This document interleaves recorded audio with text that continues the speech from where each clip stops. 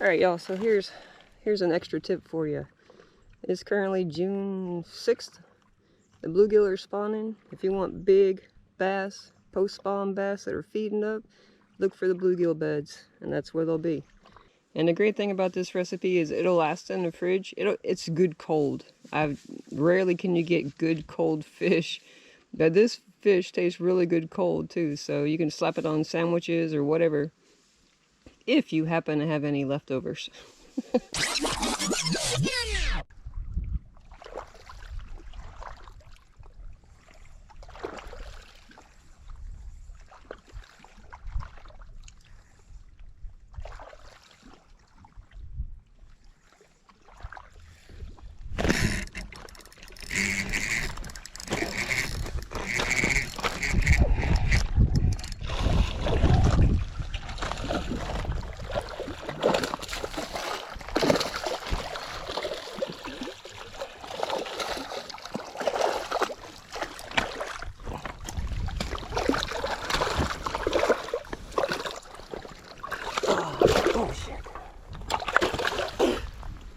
Oh, that's better.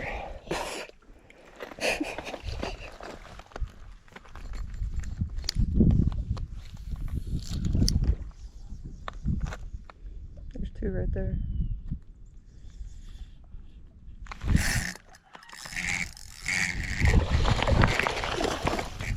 Oh, there's a whole bunch of them.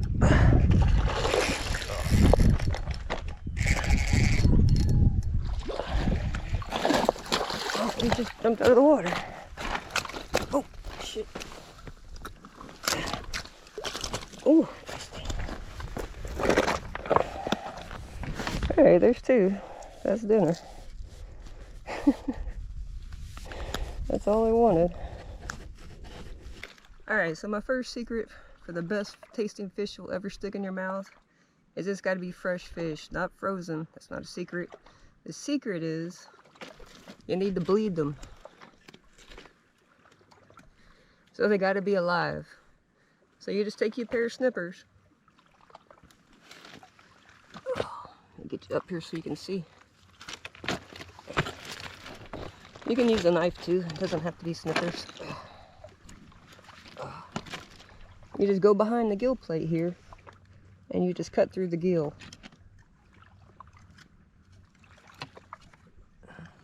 These are new snippers. So I'm gonna fumble a little bit and see how he's bleeding out.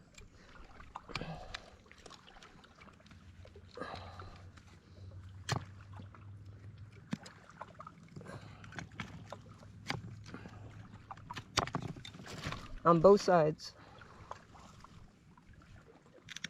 And that makes both of the fillets on both sides nice and clean.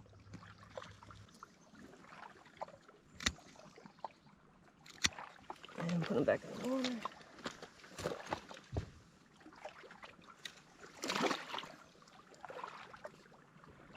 Oh, and when you cut through the gills, make sure you don't cut through your stringer. Like that. And I'm going to give them about 5 to 10 minutes and let all the blood go out. Basically, you want to keep your fish alive until you're ready to pack it. Either go back up to the house or jump in a car, go home. You want to keep them alive as long as possible. And right before you put them in the cooler, while they're still alive with the ice, you bleed them. In my case, I'm bleeding and then I'm just going to walk right up the hill because that's where the stove is. So that's the first tip. Some people might think it's cruel, but I don't think it's any different than cutting a live bluegill in half and sticking it on a hook. It's the same thing to me. Right now I'm running them through cold well water to flush out the rest of the blood, and I need to sharpen my fillet knife because it's not sharp enough. So you want to keep them nice and chilled. And when you fillet them, their eyes should look like they just came out of the lake. They shouldn't be hazy at all. They should look just like that. Hazy eyes, they create leaners. Leaner is when you have a stinky fart and you lean back. No hazy eyes, you want clear eyes. Mamacita, yo. This is Mamacita. That's my hen, my turkey hen. And then I got 3 boys. I haven't named them because I don't know which 2 I'm sticking in the freezer yet. So I'm not going to give them a name until I know which one I'm keeping. All right, girl, but you're safe. Yeah. Don't want to get any fish guts on my cucumbers.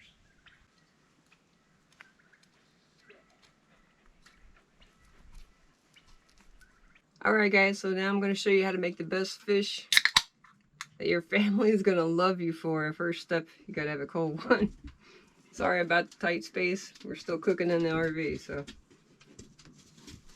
Oh, that's so good after fishing in the heat. Alright, first step. You want a cornmeal mix. And we're going to use about 3/4 cup of this. And you're going to put it in a plastic bag. No mess. Your wives will love you. I'll tell you. About 3/4 cup of the cornmeal mix.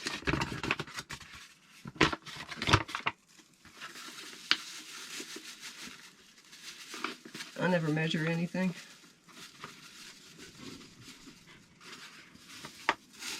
That's 3/4.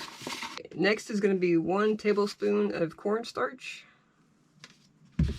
And we're just dumping all this in the bag.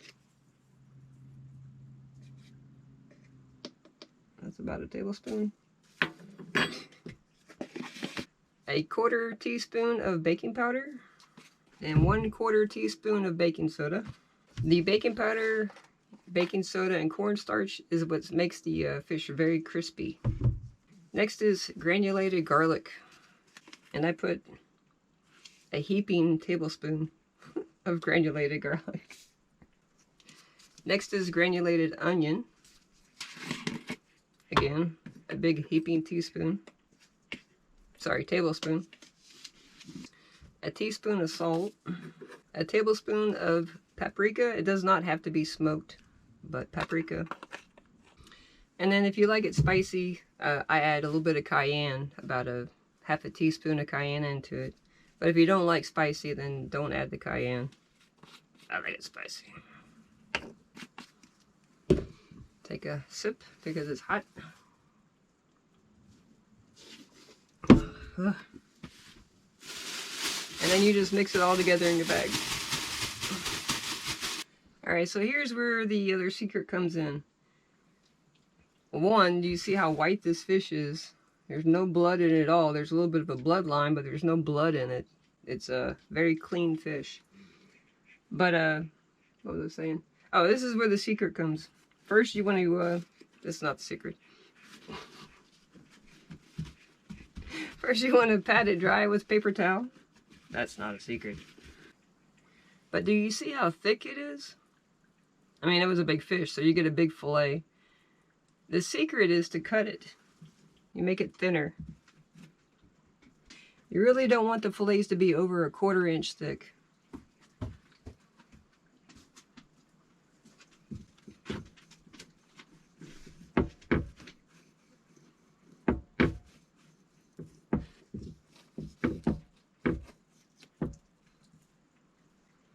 So you see, like this. It's a little bit over, but it's not even, so the next one will be better.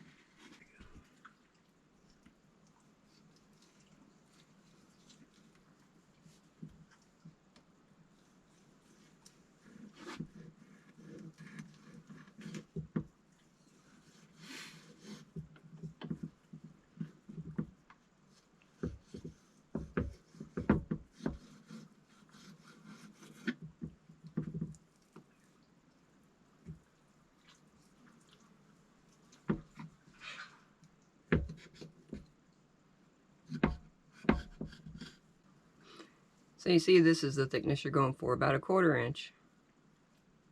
And then you're going to take that,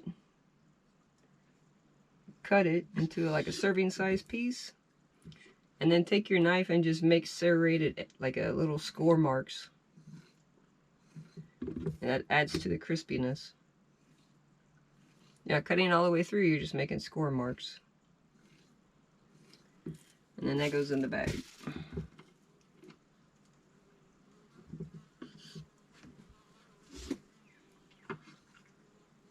This is Dakota's favorite part. I'm about to get you, fly. And then once you get them all in the bag, you shake it up. That wasn't all, that was one side of one fish. was a big fish. And then I used to love peanut oil, but I had this family here for the last 3 weeks, and they didn't like peanut oil. And so I had to use olive oil when I was cooking for them. And I actually like olive oil more than I do the peanut oil. So I'm sticking with the olive oil. Switching from peanut oil to olive oil. But just use whatever oil you prefer. And you can deep fry it, but I'm just going to put about that much oil in it. Popped off. Just enough to cover the edges, because remember the fish is only a 1/4 inch thick. So you don't need that much oil. Now they say like to get it up to a certain temperature, what was it, 350 degrees, 360 degrees. But the way I check the grease, because I don't have a thermometer, is I just drop a little flour in there. And if it bubbles, it's ready. And who the heck carries around a thermometer? For cooking. Not me. Let's put your fish in.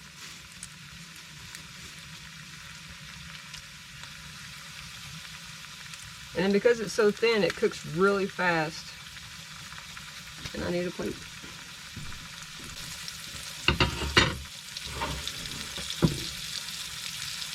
It's really like just a couple minutes on each side and it's done. And you want to load a plate up with paper towels, because that's going to drain the grease away from the fish. Otherwise your fish gets real soggy, so don't be skimpy on the paper towels.